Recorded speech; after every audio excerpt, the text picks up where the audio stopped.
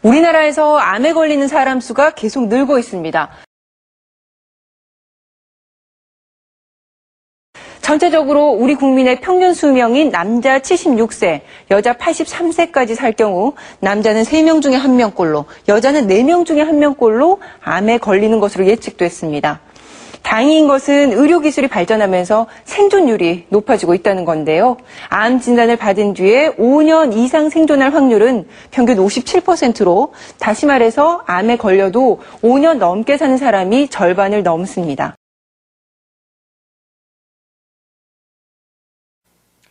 우리나라 성인 3명 중 1명은 평생에 한 번 암에 걸릴 가능성이 있다고 합니다. 누구나 예외일 수 없는 암, 어떻게 대비하고 계십니까? 최재형 기자입니다.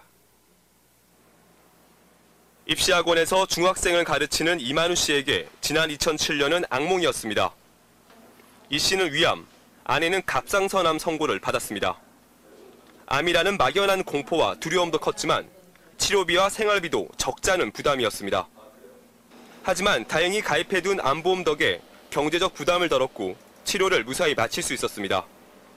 수술비가 문제가 아니라 완쾌되는 과정에서 일을 못 하잖아요.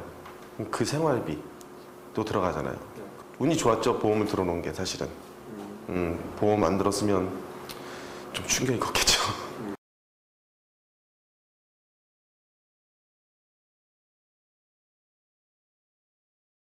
하지만 치료 기술이 발전해 조기에 발견만 하면 이제는 암도 정복할 수 있습니다. 문제는 경제적 부담입니다. 암 치료에 들어가는 비용은 평균 2,947만 원, 한국인에게 가장 흔한 위암의 경우 평균 7천만 원이 넘게 듭니다.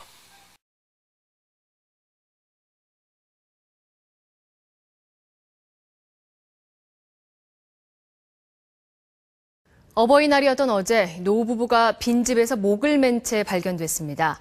지병을 앓고 있던 부부가 더 이상 부담을 안길 수 없다며 아들 내외와 손자들을 여행 보낸 뒤 가슴 아픈 선택을 한 겁니다. 이남호 기자입니다. 오래전부터 정신질환이 있었던 전 씨는 지난해부터는 치매까지 알아왔고 부인 노모 씨는 7개월 전에 암 수술을 받고 투병 중이었습니다. 아들 내외에게 남긴 유서에는 그간 고맙고 미안했다. 짐이 될까 두려워 세상을 떠난다고 적혀 있었고 친척들에게도 우리 자식들 고생했는데 잘 도와주라는 글을 남겼습니다.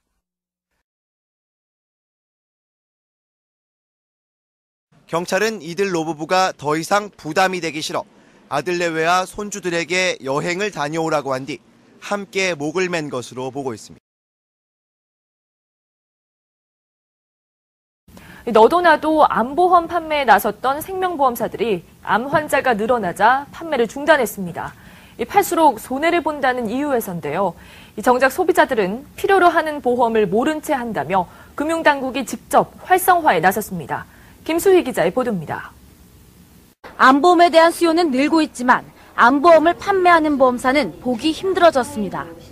지난 2003년 전체 생보사들 중 16개사가 보험료가 그대로 유지되는 비갱신형 암 전용 보험을 판매했지만 올해는 9개사로 줄었습니다. 암 환자가 늘고 비용이 많이 들어 손해가 커졌다는 이유에서입니다.